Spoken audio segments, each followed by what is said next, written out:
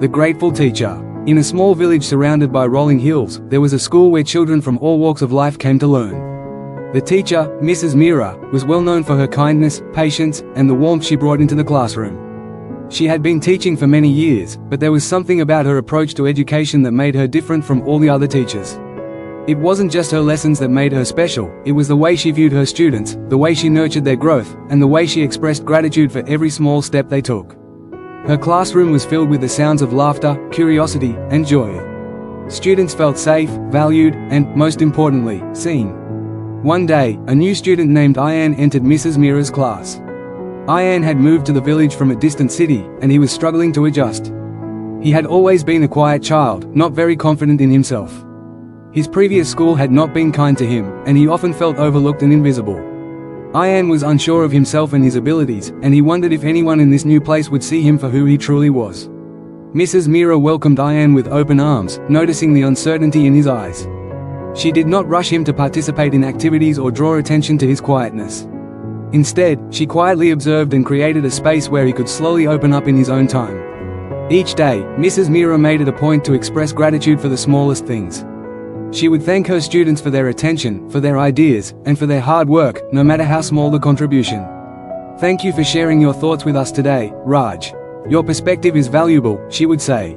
Or, "Anjali, I'm so grateful for your kindness in helping your classmates today." Her gratitude was genuine and never forced, and it created a classroom environment that was full of encouragement and love. But it was her gratitude for the growth of each student that truly made her exceptional. One afternoon, after a lesson on nature, Mrs. Mira asked her students to share what they had learned. When it was Ian's turn, he hesitated, unsure of himself. But with a soft, encouraging smile, Mrs. Mira nodded toward him, saying, "I'm so grateful for you, Ian.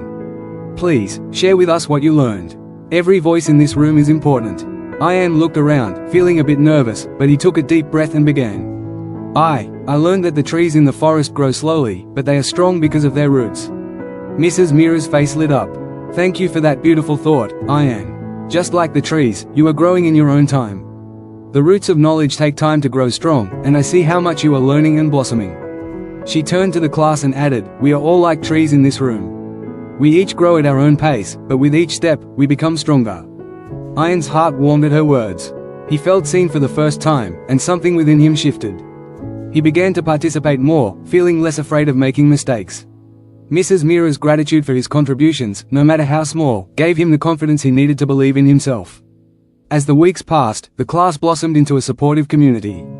Mrs. Mira continued to express gratitude for every student's growth, regardless of how big or small.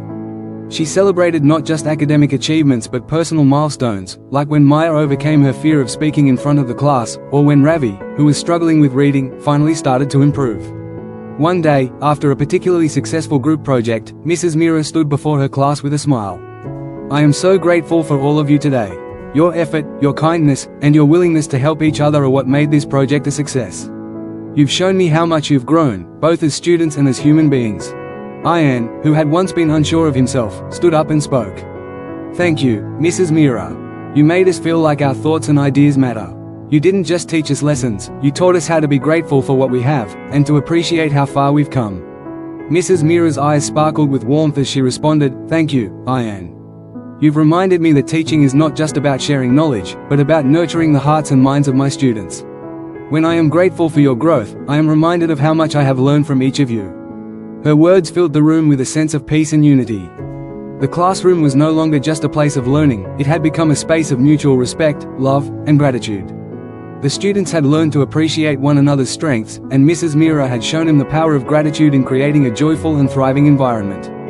As the year went on, the students flourished, not just in their academic achievements but in their confidence and kindness toward one another. Ian, once shy and unsure, had grown into a young person who was proud of his voice, proud of his journey. And he knew that much of that growth was because of Mrs. Mira's unwavering gratitude and belief in him.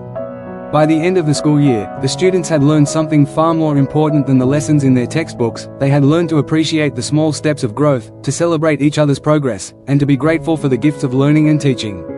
They had learned that true success was not measured by grades or accolades, but by the joy of growing together with gratitude in their hearts.